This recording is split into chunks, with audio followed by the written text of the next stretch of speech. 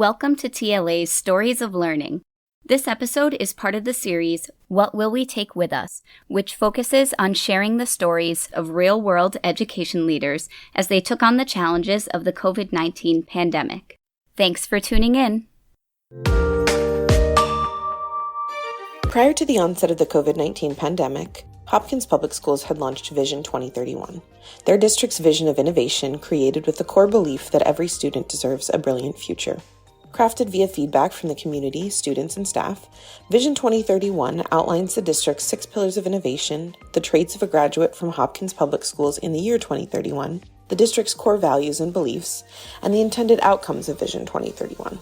With this vision in place, teachers and leaders already had innovation in the forefront of their minds, allowing for a quick pivot to support teaching and learning in the time of COVID-19. In this episode of the Learning Accelerators What Will We Take With Us Leadership Podcast series, we're going to hear from a district leader at Hopkins Public Schools about what they tried, what they learned, and what they're taking forward as they head into 2021. My name is Ertl. My title is the Interim Director of Innovation, Design, and Learning. Hopkins Public Schools is a suburban district outside of Minneapolis and is home to 9 schools with just under 7,000 students. Roughly 54% of students are white, 22% Black, 10% Latine, 8% multiracial, and 6% Asian, with approximately 10% of their students being English language learners. Their mission as a district is to create a better world by inspiring each student to reach their full potential. As schools from all across the globe moved to remote teaching and learning, almost overnight, and in-person opportunities for instruction were on hold, teachers and leaders at Hopkins Public Schools were encouraged to try new, innovative practices that would allow for the quickest return to in-person teaching and learning. One such innovation was the rethinking of how they used physical space to allow for social distancing. I first want to give a very specific example, but I think it is already having a broader impact. So last spring at this time, as our teachers were thinking about, I shouldn't even say that. It was last summer, really, as our teachers were thinking about how the school year was going to begin and, what they could plan for. We had a couple of second grade teachers who, once they learned what the hybrid model was going to be for second grade, they decided, nope, that's not good enough. We want our students to be with us 5 days a week, not the 2 days or so that we were planning for in the hybrid model. And so they actually took it upon themselves to create an outdoor immersion program, which is no small thing for Minnesota. They found the principal was totally on board. And so they actually developed a full inquiry Waldorf style outdoor immersion program in one of the parks that's located within the city of Hopkins. And so they had called all of the parents of their second graders, and the parents were, some were a little leery, some were pretty excited. They've been out at the park now all year with 28 second graders. And they've actually been featured on our local news channels and things like that, because the students the whole program is just so cool. And they really are following really a pretty pure inquiry model where, the questions that the students ask on Monday will be what guides the curriculum choices that are made on Tuesday.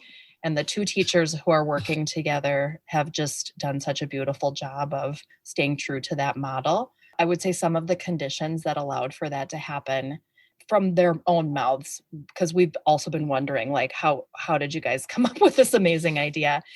They've described it as, they weren't satisfied with the option that they were given to only be with students for a couple of days a week. So that's where they started. And how can we be with kids more? And one of the ways to do that in a pandemic is to be outside.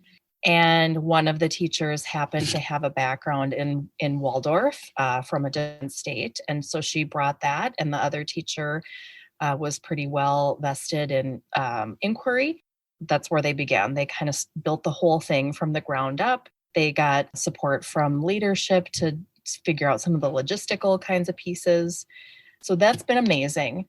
And what that has led to is that now another one of our schools for the coming fall is planning to do their entire kindergarten as an outdoor immersion program. Their focus will be on environmental education. And so it's a really nice fit.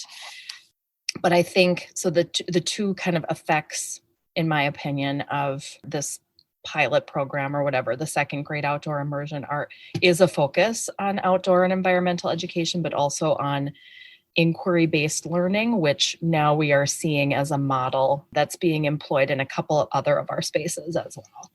To increase the success of this model, the district partnered with their local community center, the Parks Department, and the Audubon Society to ensure they had access to a variety of spaces, both to safeguard against severe weather conditions and to provide students with access to natural elements to inspire inquiry-based learning. I do think that teachers are taking kids outside more than they were before and thinking of it as instructional time and not just recess time. And I should say, in full disclosure, that on the coldest of cold days in Minnesota, they did have a community space that they were able to use that was indoors. And so while they were outside, our second grade team, while they were outside probably 90% of this year, they did have community space that was accessible to them, that they could use on the days when that just wasn't possible to be outdoors. Our Hopkins Community Center had a space that had previously been used for like elderly programming and things like that. Well, because of COVID, that was not happening. So the space was sitting there empty and it was adjacent to the park that the kids were in. And so our director of community education worked with the city of Hopkins to arrange for our outdoor immersion class to take place in this park, but then also to be able to utilize that space right next door for weather inclement days. Given the district's interest in innovation and the flexibility afforded to teachers to test new models, these outdoor classrooms will continue to be used beyond the pandemic and remote and hybrid instruction. What we are trying to figure out right now is how to gauge that level of interest from our community. And we're looking at some different options in terms of, info sessions or surveys or things like that, where we kind of figure out what are the demand programs that we could offer. Because I do think that where we're at as a district in terms of flexibility and creativity, I feel like if we could get an accurate sense of what is desired, we'll build it. Part of that is we are engaged in Vision 2031, which is our version of like reimagining and rebuilding schools from the ground up. And as a district team, I think that we view ourselves as promoting the innovations that teachers want to do. So we feel like our goal or our job is around removing barriers so that teachers can really be the drivers of the innovation and the reimagining. So we try to not lead with, we can't. We try to lead with, that's what you want to do? Okay, well, how can we maybe figure that out? As Hopkins looks to support teachers and leaders in fostering innovation across the district, they've engaged central office staff to elicit feedback from staff around needs for implementation of new and innovative practices. The strategic plan with Vision 2031, Rhoda brought when she joined Hopkins. This is her 4th year. And so up until last year, we were operating very traditionally as a district office curriculum department. And certainly when I joined Hopkins 3 years ago, that's what I joined as, an EL curriculum specialist. And there were social studies and science and math. And so this department was the first central office department to really kind of undergo this shift in identity.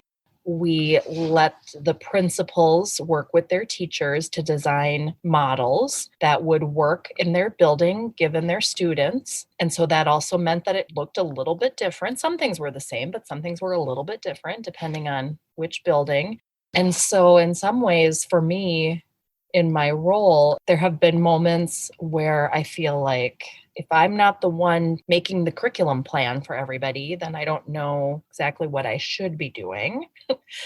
But I think that part of the reimagining is also trying to rethink what all of our central office roles are. And if we believe, I think research would support, and I think we believe that principals and their teachers are the locus of change, then that has to then by nature change how we work. Accompanying these mindset shifts around what autonomy teachers and leaders should have when introducing and implementing new practices was also a more concrete shift in roles to support the personalization of schools throughout the pandemic. Many of the people on our team were sort of brought up under the old model of content expert. So I think some of the shifts that we've made more concretely are around shifting our expertise and our focus more toward facilitative versus only being able to focus on a specific content. And so an example of that, we have a member of our team who was a science specialist. Well, some of the principals decided that they don't want paras in those roles working with the highest needs students. What they'd rather do is have licensed teachers working with those students and maybe support other kids who aren't using those services with paraprofessionals.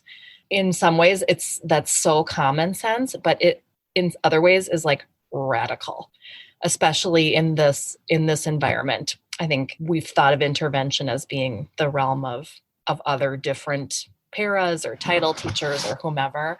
And so some of the principals have decided that they are going to use their highest skilled teachers with the kids who need them the most. So that's an example. Other choices that they are making is around class size, which is always such a lightning rod, but they are deciding that actually there are some courses that can have more than a higher number of students than other courses. Another thing that we are using, and this is maybe more in the innovation realm, even though it doesn't even sound very innovative anymore, but we've got a lot of buildings that are exploring various types of blended learning models. And so in the old paradigm, my team and my department would have put out, okay, here's the blended learning plan that we're going to use. Now you figure out how to implement it, or you do the implementation piece. Well, several of us on my team are supporting site teams to develop what blended learning might look like at the individual schools.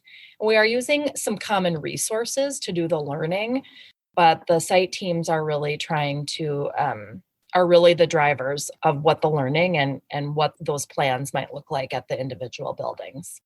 To help ensure that there's continuity across the district, central office staff has introduced a set of pillars that allow for school leaders to have autonomy in personalizing their campuses to meet student and staff needs. Inspired by Vision 2031, Hopkins has built a learning framework to provide shared guidance. It's called our learning framework. And a learning framework, I always have to picture it in my head because it's got kind of 4 components. One are student success metrics. So we are working on kind of redesigning what it means to be a successful student using different kinds of, not just standardized tests kind of information. Another one of the quadrants is around curriculum design and development, and we are focused more on conceptual and inquiry-based learning. And so that kind of provides a playing field for that. We are also in the upper left quadrant thinking about teacher practice and pedagogy, which is also, of course, related to inquiry. And restorative practices is another key, or restorative culture, rather, is another key element of sort of what is the teacher doing in all of this. And then the last quadrant of our framework is the spaces and places. So where, we imagine learning taking place outside of the 4 walls. And that, again, has been really clearly accelerated by COVID and the pandemic. What are the spaces and places, and where do students engage in learning that's not just in a typical school building? So that can be anything from, a blended model where they're learning at home half the time and coming to school half the time, or it can be literally they're digging in the dirt in in kindergarten at one of our elementary schools. So kind of all encompassing. Like the learning framework is, a definition of like what you care about. that is common, a definition of the frame for curriculum overall, a set of assumptions about practice. And then this fourth piece is almost like, what's interesting is the fourth piece sort of like encourages people to push outside or like gives a variety of design boundaries that people might not have even thought of yet. So it's both like a document, sounds like, that sets forward a vision and a set of values, but also is asking people to think about resources differently. While the district has provided a set of guidelines with their Vision 2031 and learning framework, central office staff at Hopkins realized that change management at this level needed another level of support, which comes in the form of personalized principal leadership coaching. Rhoda keeps saying doing differently with less. And so it's pushed on how can we use our resources not to recreate what was. We have to let that go because maybe it wasn't that good to begin with. But how can we use our resources to do something completely different? One of the things that we're starting to think about a little bit more concretely is more around, change management. I do think that there's a sense of returning back to normal that some people really would like to happen. And then some of us are like really scared about happening. There's been so much churn, and it's not just the pandemic, but also like our budgeting and the way that we're doing staffing this year has completely changed too. And so there's just a lot of churn, and we are feeling it centrally. The principals are getting a lot more autonomy, but along with that, a lot more responsibility probably than they've even had in the past on certain things. And so the staff is feeling that it is impacted by that as well. So I think one of the things we've been trying to now figure out is when we're trying to change everything, and how can we make that manageable for all of our stakeholders? When, there's all this urgency around not wanting to go back to the way things were. When we say reimagining from the ground up, like we actually really mean that. And that's overwhelming. So I feel like if we're not careful, that could collapse on itself because that's a lot. We do have a role in our district called it's shifting a little bit for next year, but it's called the Director for Principal Leadership. And she has been functioning this isn't the only thing she does, but she is a coach to all of our principals to help them kind of grow into that. I would also say, interestingly, if I look across our system, again, we have only the 9 schools, but we have a lot of new leaders. And so there are only a couple of veterans that have been here for a long time. What's interesting about that is when people come from outside, as I did, you just have different experiences or expectations. And so what I mean is, for example, in other spaces, in other districts, other principals have always had autonomy over their Title I dollars. The fact that principals here didn't made it unique for some of those new principals who were like, well, what do you mean I don't have a say? So I think that's kind of the balance, is to figure out how to help our principals who maybe don't have a ton of experience outside of this space get a level of comfort that some of their other colleagues might have. And I'm not saying that coming from outside makes anybody better. It just gives them a different set of experiences to build off of, because you've seen how it works in other places. And I think that diversity of experience is pretty important. With the COVID-19 pandemic, nearly every school across the country had to quickly pivot to allow for a new model for teaching and learning to reach students in remote settings.